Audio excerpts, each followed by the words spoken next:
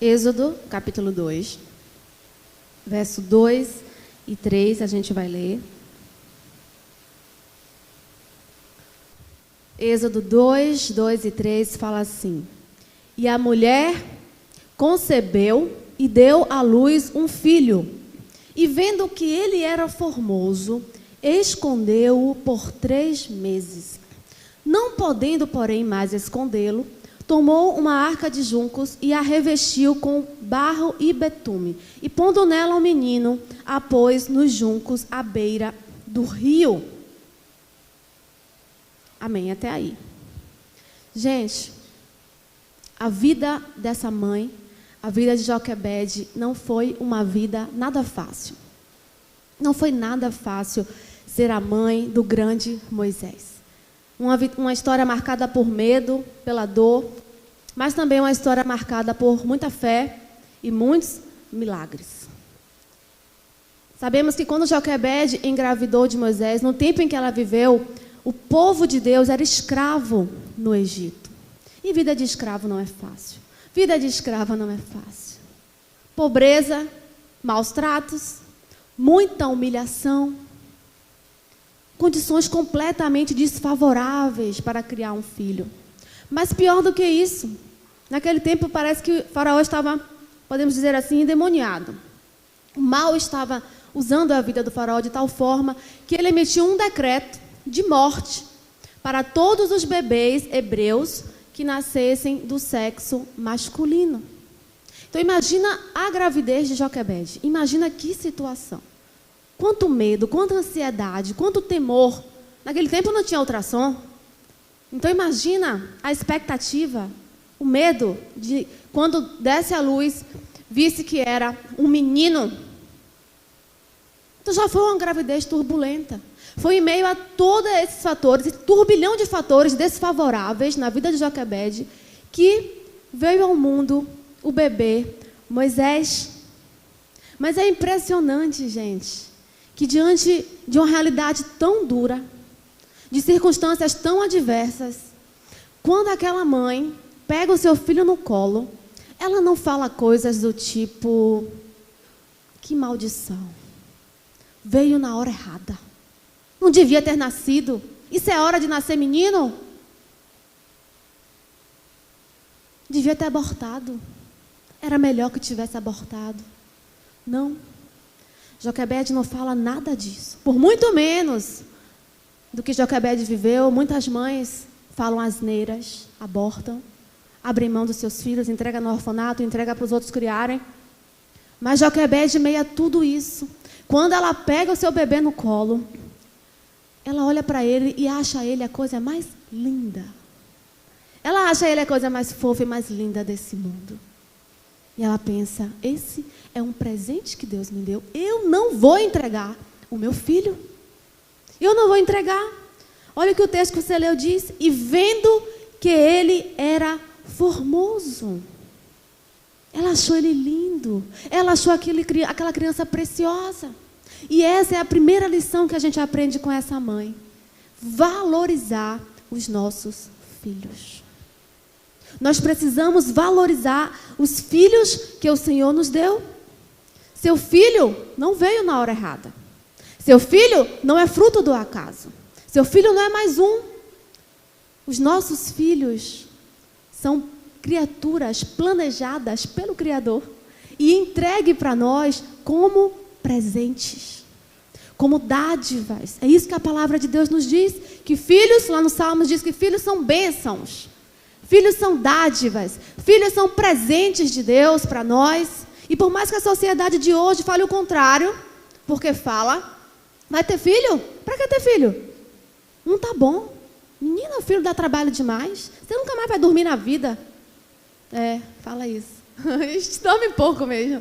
Nunca mais vai dormir na vida. Filho, depois cresce e dá as costas para você. Filho, que nada, vai viver sua vida. Filho toma o tempo, toma a nossa energia, toma a vida da gente. É isso que a sociedade tem dito hoje. Tem desprezado as crianças, as dádivas, os presentes que Deus tem dado às mães. Mas a palavra de Deus nos ensina que filhos são presentes, são bênçãos de Deus. Agora, toda bênção precisa ser bem administrada. Casamento é bênção? É, mas tem que saber administrar. Receber um carro de presente é bênção? É, mas tem que saber usar. Então, não é porque é bênção que é fácil. Não é porque é bênção que a gente vai levar assim de qualquer jeito. Exige sabedoria, exige administrar, entender como é que funciona, cuidar, zelar. Mas que é bênção? É. Se a Bíblia diz que é bênção, eu prefiro acreditar que é bênção. Prefiro acreditar na palavra de Deus. Pergunta à minha mãe. Deu trabalho, 3 filhos e tal. Eu perguntei aí, já perguntei a ela, e aí, mãe, valeu a pena? Deus me livre, é a melhor coisa da minha vida. E olha que a gente deu trabalho. Não foi 3 santinhos, não. Eu era boazinha, né? Era melhorzinha. Mas dei outros tipos de trabalhos emocionais e muitas demandas de minha mãe sobre a minha vida. Não foi fácil, teve desgaste de emoção? Teve. Da vida, o tempo que ela investiu na nossa criação? Teve. Mas hoje ela fala, não, é uma bênção, eu queria ter mais. Minha sogra fala, eu queria ter mais, se eu pudesse ter tido mais 4 filhos, porque ai de mim se não fossem os meus filhos hoje. Então, a semeadura, ela traz uma colheita abençoada. Sabe, se Jesus falou, se Deus fala que é bênção, vamos acreditar que é bênção. E vamos tratar os nossos filhos como bênçãos, como presente, valorizando o filho que Deus nos deu. Se Deus escolheu você para ser a mãe do seu filho, querida, é porque Ele acha que você tem capacidade para executar essa missão. Você pode, Ele confiou a você, e a prova disso é que seu filho nasceu na sua barriga. É um sinal que é você quem tem que cuidar dele, é você quem tem que assumir ele. Não é para passar para a avó, para babá, para não sei quem. Não, é você. A responsabilidade é sua. Agora imagina todo o projeto que Deus tinha para Moisés. Olha o grande ministério que foi de Moisés, um dos mais importantes na história do povo de Deus, da nossa fé cristã. Imagina tudo que Deus tinha projetado e planejado para Moisés. Já pensou se Joquebede não tivesse valorizado aquele bebê? Já pensou se Joquebede tivesse pensado, é mais um, eu já tenho 2 filhos, ela já tinha 2. Já tenho 2 filhos, a vida é tão difícil, isso aqui é mais um bebê, é mais um sofredor nessa vida, é mais uma criança que vai ser tomada pelos soldados e entregue no Rio Nilo. Mas não, ela valorizou aquele bebê. E por causa disso, porque ela valorizou, porque ela tomou como um presente de Deus, como algo precioso, foi que Deus pôde fazer tudo o que Deus fez através da vida de Moisés. Aquele não era só um bebê que veio na hora errada. Pelo contrário, aquele era um ungido de Deus, presente de Deus, preparado por Deus, que veio em boa hora para libertar o seu povo da escravidão, do Egito. Então a gente às vezes pensa bobagem. A gente não cogita das coisas de Deus muitas vezes, a gente não entende o que Deus quer fazer, a gente não percebe, não tem sensibilidade para entender que Deus quer usar os nossos filhos. Que Deus tem grandes planos para os nossos filhos, nobres projetos para os nossos filhos. E o primeiro passo para que tudo aconteça é a gente valorizar os nossos filhos. Valorizar. Então valorize o presente que Deus te entregou, que Deus te confiou. Eu penso que Joquebede pensou assim, poxa, Deus é Deus. Deus sabe todas as coisas. Deus sabe que está esse decreto aí de Faraó. Ele sabe que se for menino, vai correr esse risco. Ele podia me dar uma menina, e aí estava tudo bem, de boa. Mas se ele me deu menino, Deus sabe o que faz. Deus está no controle. Deus proverá. No que caber a mim, no que couber a mim, eu vou fazer a minha parte no processo. Deus não quer que você faça o impossível, que você faça milagre. Ele é quem faz o milagre, o impossível. Deus quer que nós façamos a nossa parte. Façamos o nosso melhor. E o exemplo de Joquebede, ele nos encoraja a valorizar e criar os nossos filhos, mesmo com dificuldades, assumir a criação dos nossos filhos. Então, contextualizando para os dias de hoje, a babá ajuda, pode ajudar, isso é bom. A vovó pode ajudar, você vai sair com seu marido, deixa na casa da avó, vai fazer uma viagem. É bom ter a vovó, o apoio da tia, da avó. Mas são papéis secundários. Tem coisa na vida dos nossos filhos que nós temos que assumir, que nós, mães, temos que fazer. Por exemplo, a questão do afeto, do carinho. Criança precisa de beijo, de abraço, de toque. Isso traz equilíbrio emocional para os nossos filhos. Inclusive, pesquisas mostram que crianças que são tocadas, que são acariciadas, que têm tempo de qualidade com seus pais de afeto, são crianças mais equilibradas, se tornam adultos equilibrados emocionalmente, pessoas fortes, seguras. Inclusive, pesquisas mostram que até a saúde física da criança é melhor, se desenvolve. Então, beijo, abraço, toque é algo que nós precisamos dar. É interessante que Deus, quando ele resolveu se revelar à humanidade, Deus escolheu se revelar como pai, né? Deus é pai, todo mundo sabe disso. Mas tem alguns momentos na Bíblia que Deus se identifica com uma mãe também. Lá em Deuteronômio, ele se identifica com a mãe águia. E em Mateus 23, Jesus fala assim: Jerusalém, Jerusalém, quantas vezes eu quis reunir vocês como a mãe galinha faz com seus pintinhos, debaixo das suas asas ela coloca e aconchega os seus filhinhos. Então observe que Deus nos ensina a ser mãe também. Tudo está em Deus.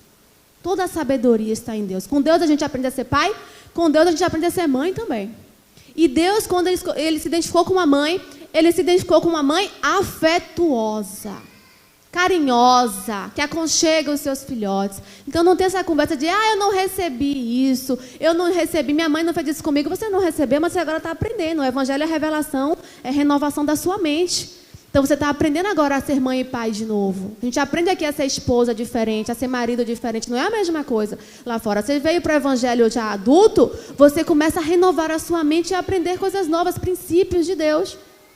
Então, Deus ele nos ensina a sermos mães afetuosas, carinhosas. Abraços são terapêuticos. Diz que um abraço de 20 segundos é um abraço, aquele de 20 segundos que demora assim um tempão. Aquilo acalma, relaxa, traz equilíbrio. E tem criança, inclusive, que é tão agitada, tão nervosa, que não para, que é inquieta, e a gente pensa assim, isso aí é falta de correção. Tem mesmo, tem criança que é inquieta e rebelde e agitada, porque o pai e a mãe não corrigem na disciplina. Mas também tem criança que é assim, porque é carente de atenção. Porque nunca recebeu um olho no olho, um beijo, um abraço, um eu te amo. Abraços de 20 segundos, que relaxa, que acalma a criança. Então, nós, como mães cristãs, precisamos renovar a nossa mente. Se você nunca aprendeu isso, aprenda que é um padrão de Deus. Pai e mãe carinhosos, que dão afeto, que dão amor aos seus filhos. Já viu aquelas meninas que ficam adolescentes, ficam doidas para namorar? Cedo demais? Não aguenta ver o menino, quer namorar? Às vezes, falta de um colo. Nunca teve o pai, botar no colo. Fica sonhando em ter um colo de um homem para poder se aconchegar. Não teve pai, não sentou no colo do pai. Carência, faminta por afeto, por segurança. E o que a palavra de Deus nos diz lá em Provérbios? A alma farta pisa favos de mel. Quem está de barriga cheia faz o quê? Você é linda. Eu já sei. Estou de barriga cheia. Minha mãe me fala isso todo dia. Meu pai me fala que eu sou linda todo dia. Não é qualquer conversinha mole, fiada que eu vou cair, não. Então, a menina, principalmente, uma menina bem amada por seu pai, por sua mãe, ela está segura emocionalmente. Não é qualquer conversinha fiada. Não é qualquer migalha que o menino da escola dá para ela que ela vai se derreter toda. Então, isso é proteção para a vida dos seus filhos. Tem criança que, quando a mãe sai de casa, ela está dormindo. Quando a mãe chega, ela já está dormindo de novo. Eu falei, meu Deus, eu passo o dia todo com Maria Esther, fora a hora da escola, né? Fico com ela, procuro fazer minhas coisas, trabalhar minhas atividades no período da tarde, quando ela está na escola, quer que eu vou para a rua fazer as coisas, vou atender. E eu digo, meu Deus, eu passo o tempo inteiro que ela não está na escola, ela está comigo. Vai para a igreja, a gente leva. Onde a gente leva a Maria Esther o tempo todo com a gente. Mas toda noite, quando vai dormir, ela fala assim, mãe, fica um pouquinho comigo. Faz um carinho em mim. Maria, passou o dia inteiro com você. A gente fez isso hoje, mas eu estou precisando de um carinho. Conta uma história para mim. Eu fico, meu Deus do céu, menina, vive comigo. Eu que tomo conta o tempo inteiro. E como é que essa menina ainda precisa de mais atenção? Eu fico, meu Deus, imagina as crianças que não têm isso. Que acorda, o pai já saiu, já voltou, não vê o pai, não vê a mãe. fica o dia inteiro com terceiros. Como é que fica uma criança dessa? Frágil, emocionalmente. Acostuma. A criança acostuma, né? Só que o buraco fica lá. O vazio fica lá. Em uma hora a coisa floresce, em uma hora o mal acontece. Então reserve, você que tem filhos pequenos ainda, adolescentes, juniores, reserve tempo de qualidade com seus filhos, bota no colo, aconchega com eles, declare palavras também positivas sobre a vida do seu filho. Eu te amo, você é especial, você é importante para mim. A criança precisa disso, o filho precisa disso para se tornar um adulto seguro, né? Os filhos, eles precisam ter certeza de que são amados, porque a dúvida é um perigo. O diabo se aproveita de brechas, e a dúvida é uma brecha. Será que eu sou amado mesmo? Minha mãe nunca me disse isso, meu pai nunca falou. E tem mães e pais que ainda falam bobagem, falam que seu pai disse que era para ter te abortado. Conta essas coisas que eu não sei para quê que um pai e uma mãe conta os defeitos do cônjuge para o seu filho. Não faça isso. Às vezes faz por vingança. Mas pensa no teu filho, é uma ferida que causa no coração dele. Nenhum filho quer ter um pai que fez coisas erradas, nenhuma mãe que aprontou também. Não conta os podres do pai e da mãe, não. Omite. Protege a alma dele. Isso vai fazer bem para ele. Isso é saúde para ele. Eu vou contar a história aqui que eu contei no dia do chá. Teve o chá da família e a gente falou sobre isso, criação de filhos, foi muito bom. Entramos em detalhes nesse dia. Mas eu vi uma história seguinte, que foi real. Uma moça do Nordeste foi trabalhar numa casa de família de um casal que tinha filhos, e ela engravidou de um homem que era alcoólatra, que não assumiu a criança, foi terrível. E ela saiu e foi trabalhar nessa casa de família grávida. Lá ela deu à luz, e aí ela dizia para a patroa dela, muita raiva do pai do filho dela, né? Terrível, não assumiu e tal, alcoólatra, uma vida desgraçada e tal, não sei o quê. E aí a patroa falou assim, olha, fulana, nunca diga isso para ele. Não precisa falar isso para ele. Vai machucá-lo, para que você vai falar isso? Não diga, deixa para lá isso. Aí o que ela fez? Ela já falou, tá bom, se ela está pedindo isso. E aí quando o menino perguntava, mãe, quem é meu pai? E aí ela disse assim, seu pai é um advogado muito abençoado, era um homem muito inteligente, homem de direito, advogado, próspero, mas morreu de acidente. Foi a história que ela inventou. Não estou falando que é para mentir, não. Estou falando, olha o efeito das palavras, né, da imagem que você passa do pai e da mãe para a criança. E aí ele falou assim, morreu de acidente e tal, mas era um homem maravilhoso, um homem de bem, um advogado próspero. E aí, ela sempre cresceu falando isso. E depois ela foi para São Paulo com essa criança, já maiorzinho, e anos depois, a patroa encontra com ela em São Paulo. E aí, fulano, como é que está vocês? Como é que está o menino, o filho, né, no caso? E aí ela falou assim, meu filho hoje é juiz, doutora. É juiz, homem abençoado, de bem. Ela é mesmo? É. Disse para mim que queria ser igual ao pai. Então, observe como é uma referência. Você esculhamba o pai do seu filho que abandonou, que largou você e tal. É a referência que a criança vai ter. Aquilo vai ficar na mente dele. Mais tarde ou mais cedo, pode florescer algo ruim por conta dessa referência que foi formada na vida da criança. Amém? Então, cuidado com as palavras negativas. Tem gente que não fala positivo e ainda fala negativo. Vai dar para nada, é burro, é uma anta. Cuidado. A palavra de Deus nos ensina que as palavras têm poder. Palavras têm poder, existe um poder criativo. O mundo foi criado a partir de palavras. A Bíblia enaltece o poder das palavras. Tiago fala assim como uma floresta é incendiada com uma faísca, assim a vida de uma pessoa pode ser completamente afetada por uma palavra dita. Diga para a mulher que ela está gorda. Acaba, desestrutura. Por mais uma adulta. Você fala que você está gorda. Ela não estava nem se achando, mas ela começa a ficar uma minhoca na cabeça dela ali, ó. Será? E tal. E você está... abala. Tem mulher que se abala. Outras não, mas tem mulher adulta que se abala por uma palavra dita. Gorda. Imagina uma criança que não tem estrutura emocional, que acha que o pai e a mãe são heróis, que tudo que fala é perfeito, tudo que fala está certo. Certa vez, uma diarista, a Maria tinha uns 2 anos de idade. E aí, a menina que estava fazendo faxina lá em casa, uma pessoa, ao meu ver, boa, cristã, inclusive, e tudo. E aí, uma vez, ela falou assim para Maria Esté, brincando com Maria assim, pequenininha, feia, sua feia. Eu olhei assim, eu falei, você tá maluca? Tá doida? O que você está fazendo? Ela, tô brincando. Eu falei, você está brincando de chamar minha filha de feia? Por que você não brinca de chamar ela de linda? Que bobagem é essa? Você não conhece a palavra de Deus, não? As palavras têm poder. Então, às vezes, não é nem por maldade que a gente fala bobagem, mas é por ignorância da palavra de Deus. É por tolice mesmo. Mas Deus te chamou para ser uma mãe sábia. E a sabedoria está na palavra de Deus. E a palavra de Deus diz que palavras são sementes.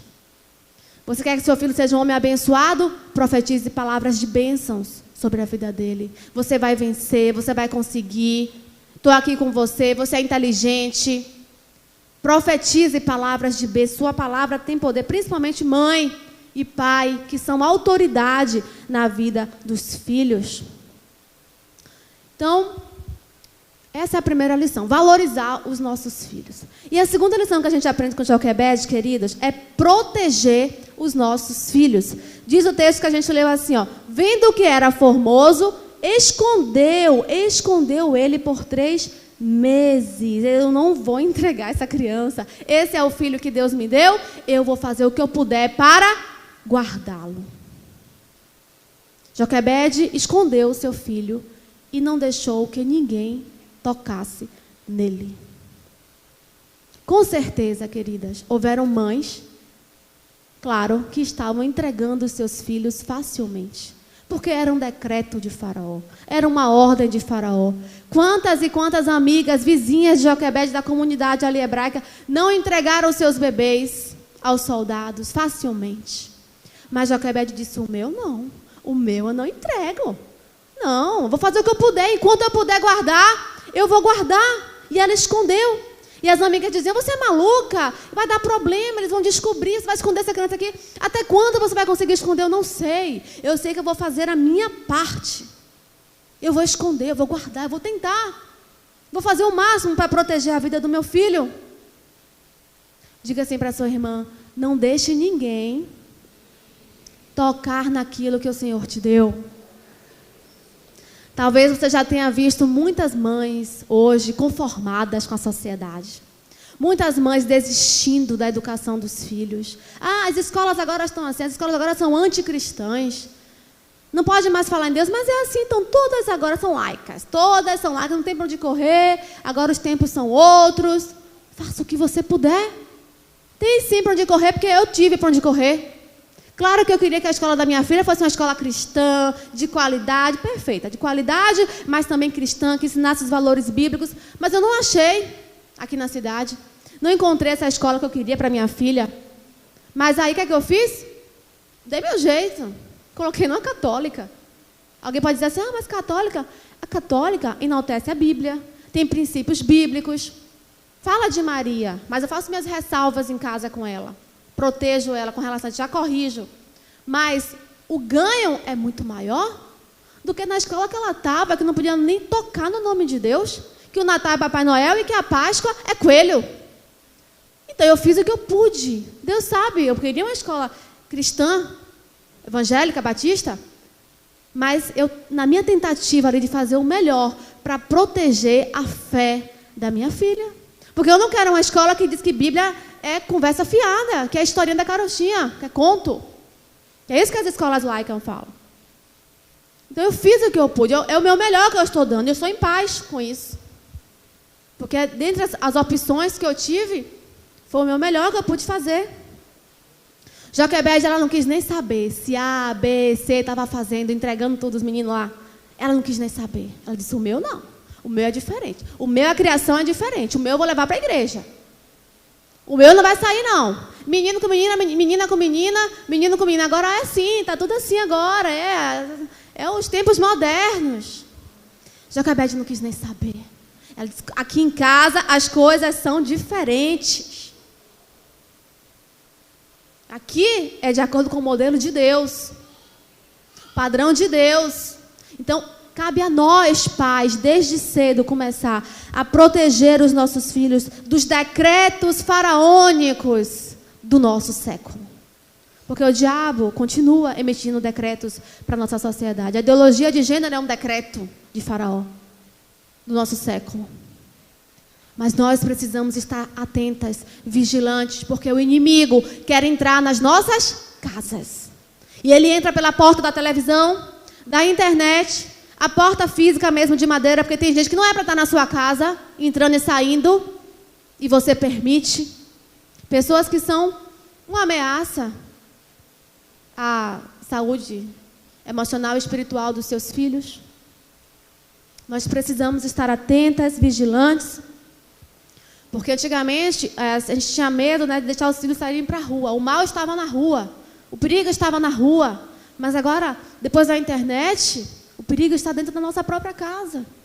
Então, vigia mesmo. Está morando com você, adolescente, vigia, controla, fiscaliza, vai atrás mesmo. Faz o que você puder. O que você puder. Sabia que 97% dos abusos de crianças que acontecem dentro da própria casa? No ambiente, 97% dentro da própria casa. Padrasto, tio, primo, vizinhos. O ambiente que era para ser de proteção, que é o lar, é onde acontece abusos. Agora eu pergunto, onde estão as guardiãs dos filhos quando tudo isso acontece? Dormindo no ponto. O Senhor nos chama para sermos vigilantes, sábias, prudentes, para guardar a vida dos nossos filhos. Eu sei que tem mães aqui que não tem opção, tem que trabalhar fora o dia inteiro, sozinhas muitas vezes, tem que assumir as despesas, pagar as contas. Isso é ser mãe também, é ser guerreira. Mas olhe com quem você deixa o seu filho quando você estiver trabalhando. Não deixe em qualquer lugar, não. Não deixe com qualquer um, não.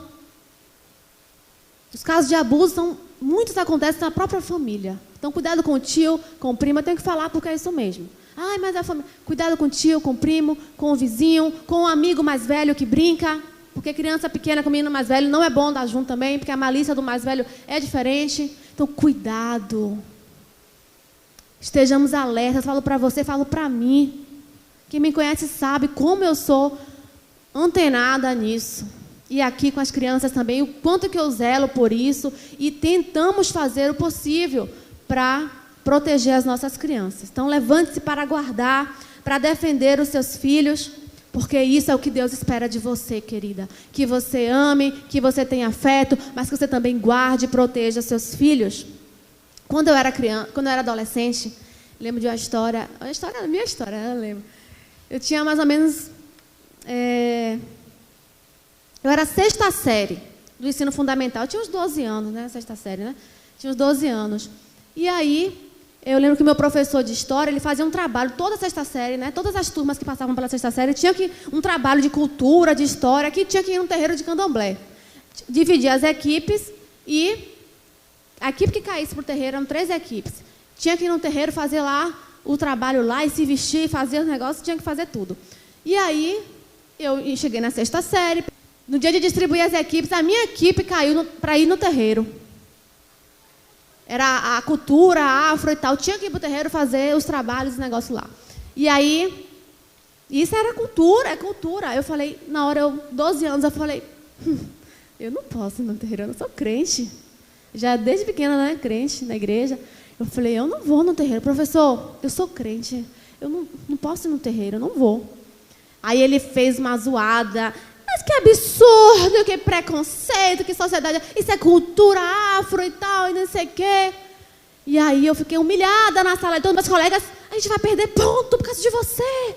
Vai perder ponto. Foi aquela coisa em cima de mim. E eu com 12 anos ali, tendo que administrar minhas colegas inteiros contra mim ali, porque eu estava, né, desequilibrando o professor, deixando o professor chateado comigo, com a nossa equipe. E aí eu lembro que eu cheguei em casa, contei para minha mãe. Minha mãe falou, como é que é? Ele falou isso? Vou na escola agora. Minha mãe fez um barraco na diretoria da escola. Falou, vem cá, eu pago em dia aqui essa mensalidade. O que isso faz com minha filha? A Constituição me assegura o direito de liberdade de crença. Minha filha é cristã e ela não vai fazer trabalho em candomblé, não. Aí a diretora, não, claro. Tinha 3 meninos na escola, né? Claro que não. Chamou o professor, deu-lhe um sabão no professor. O professor ficou uma seda comigo, me tratando assim, ó. E minha equipe ficou com nota máxima. Mudamos de equipe do trabalho, viramos para outra, né? Passou para outra equipe, o candomblé, a minha ficou com outro. E fizemos um bom trabalho, tiramos nota máxima. Mas por quê? Se fosse sozinha. Se fosse eu que tivesse que brigar com 12 anos ali. Não, mas tinha uma mãe vigilante, esperta ali. Disse, não, nada disso, a Constituição. Falou com a Constituição na mão. Nem a advogada Edson, nem ela tirou aquilo. A Constituição me garante a liberdade de não posso obrigar minha filha a fazer isso não. Que escola é essa? Vou dar queixa. E aí, ó, resolveu o problema. E eu fiquei honrada depois, respeitada. E nunca mais o professor fez isso com ninguém, de obrigar a ir no terreiro de candomblé. As outras turmas foram abençoadas, porque todo ano tinha crente na sala. Sempre tem crente. Então você se levante para guardar, para defender os seus filhos, crianças, juniores, adolescentes, porque eles precisam, os filhos precisam da nossa proteção. Amém? E para finalizar, a terceira lição que nós aprendemos com essa mãe espetacular, gente, Joquebede era uma mãe espetacular, é preparar os nossos filhos. Preparar os nossos filhos. A gente já sabe, já é um consenso hoje na pedagogia, na psicologia, que bons pais não são aqueles que dão a overdose de amor, de alegria, dá tudo que a criança quer, né? Sem fim, sem limites. Não. Bons pais são aqueles também que preparam os seus filhos para os desafios da vida adulta. Dá amor? Dá. Protege? Protege. Mas também tem que haver um preparo. Tudo com equilíbrio. Um preparo para a vida adulta.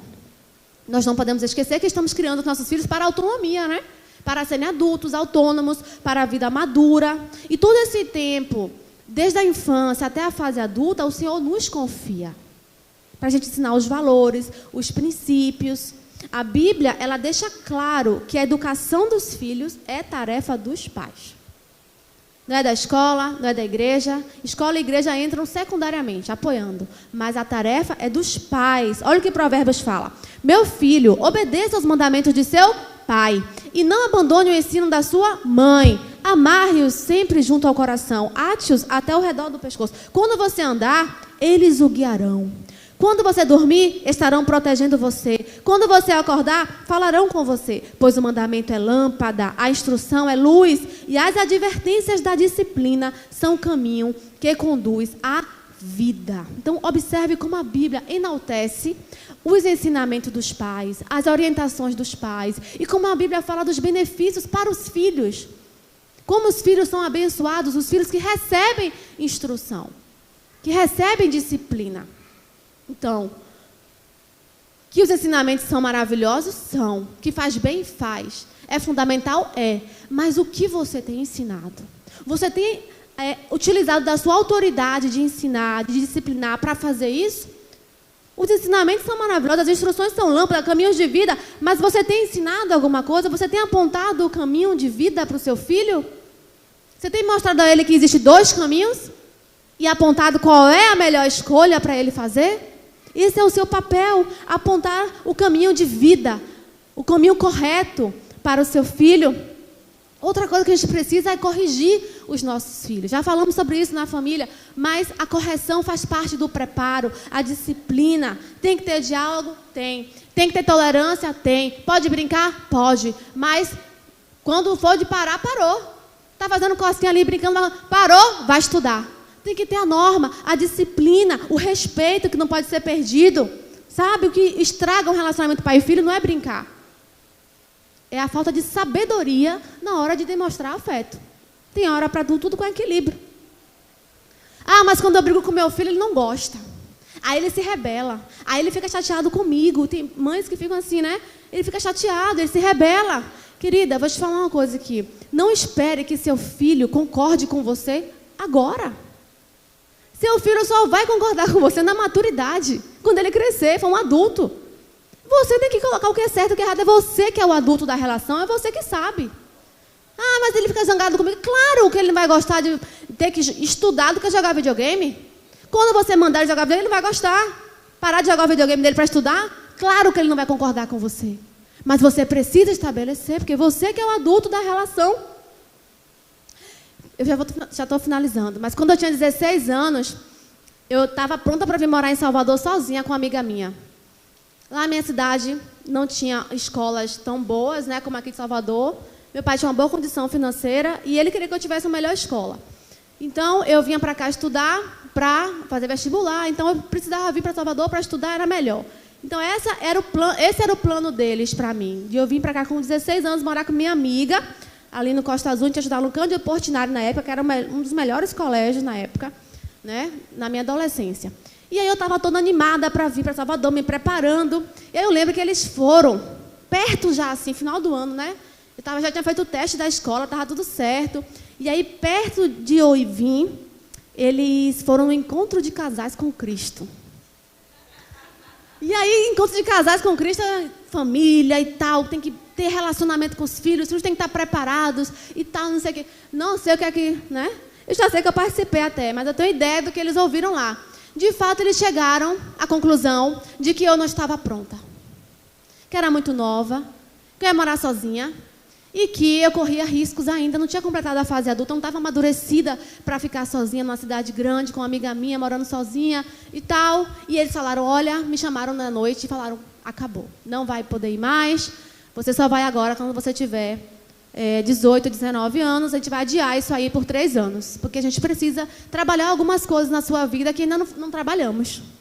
E eu fiquei revoltada, chateada, me revoltei, chorei, que absurdo, derrubei. E aí eles, não, e pronto, o final. Claro que eu não gostei.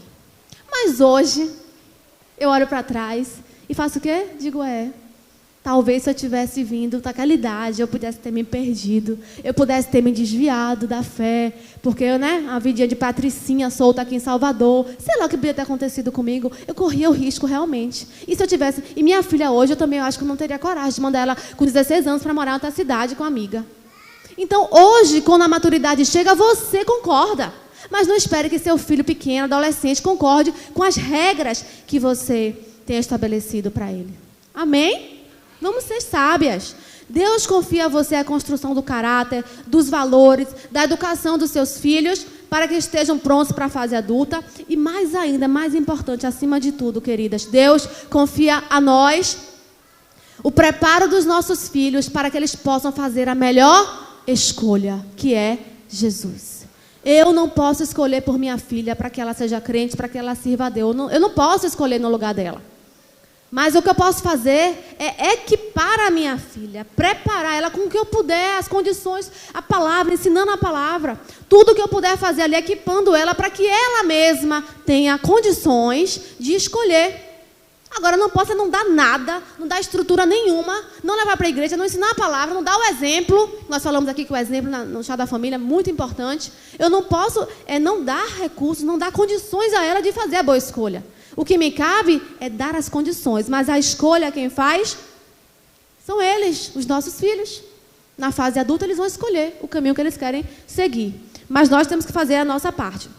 E aí, a gente, para finalizar, tira o chapéu para Joquebede mais uma vez. Gente, Joquebede era demais. Porque nós sabemos que Moisés foi encontrado pela princesa. E aí a princesa não tinha leite para dar. E a irmãzinha dele vai lá e sugere, olha, eu conheço uma mulher que tem leite para amamentar e dar para essa criança. Quer que eu vá chamar ela? Ela, quero. E quem é que ela chama? A própria mãe.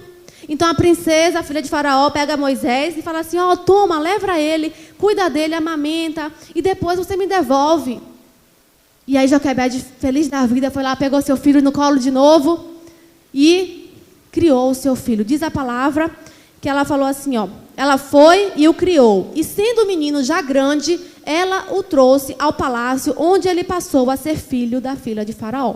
Então a gente sabe que teve um tempo de Moisés com sua própria mãe. Ele foi criado por um tempo com sua própria mãe e depois trazido ao palácio, maiorzinho, já para estudar nas escolas do Egito e tal. Mas ele teve esse tempo com a mãe dele. E nesse pouco tempo que Joquebede teve com essa criança, gente, ela fez um bom trabalho.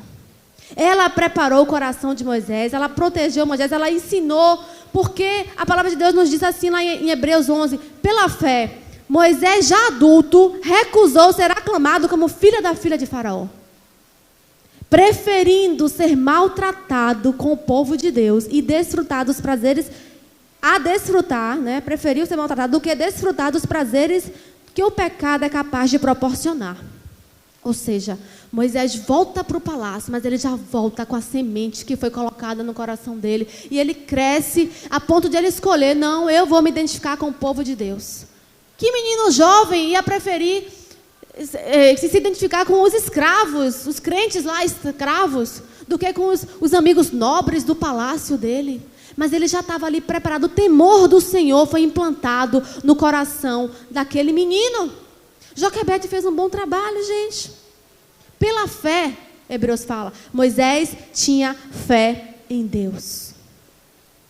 Com Joquebede a gente aprende a não ser a mãe perfeita, mas a fazer o melhor pelos nossos filhos. Afeto, proteção, preparo, isso aí você não delega para ninguém. Isso aí é você mesmo que tem que fazer. Babá ajuda, a vovó ajuda, amiga, a titia ajuda. Mas o principal é você que tem que fazer. E para finalizar, eu quero dizer a você, querida, que está aqui nessa manhã, e talvez não teve a oportunidade de fazer tudo certinho.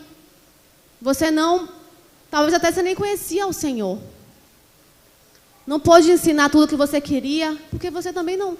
Você conheceu o Senhor tarde, depois, já estavam grandes, já estavam criados, meio criados.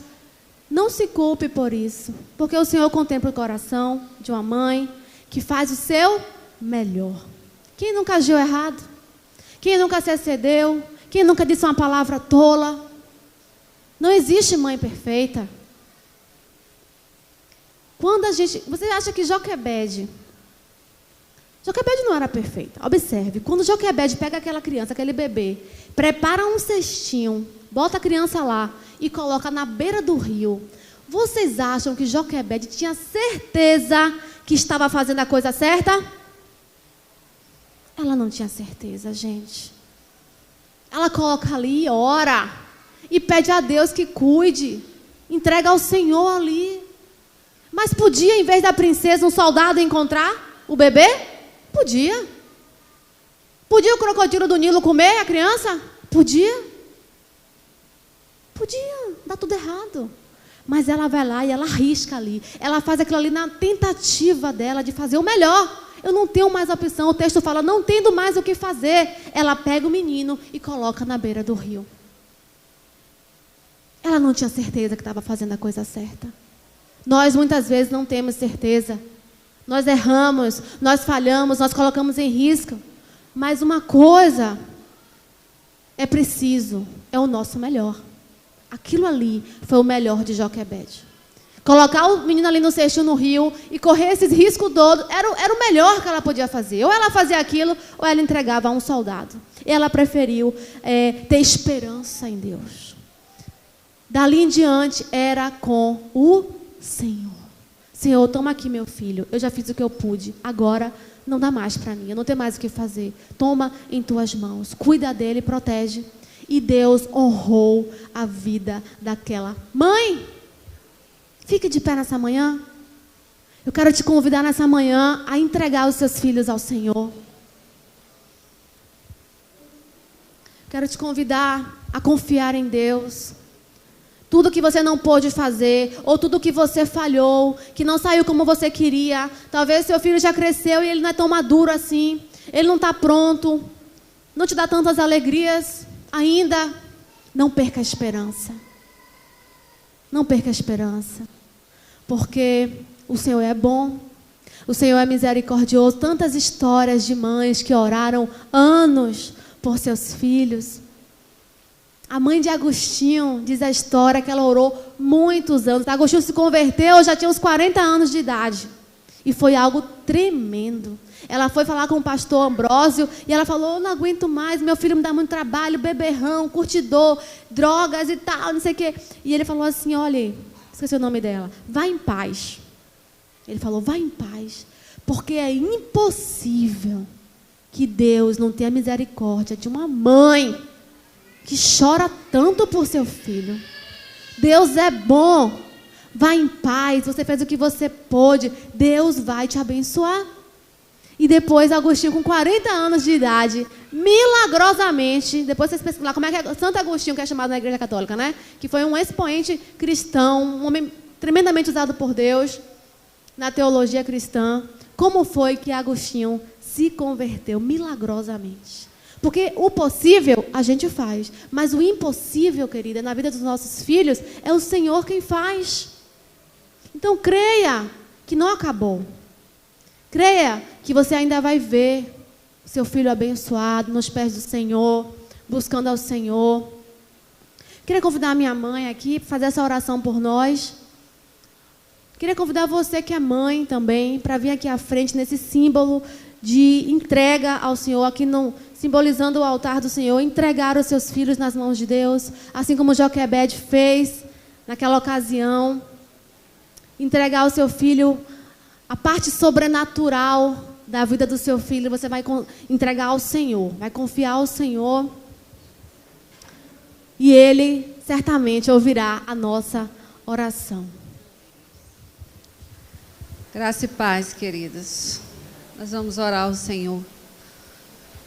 Senhor, nosso Deus, nosso Pai, louvado e exaltado seja o Teu nome, Senhor, engrandecido nesta manhã.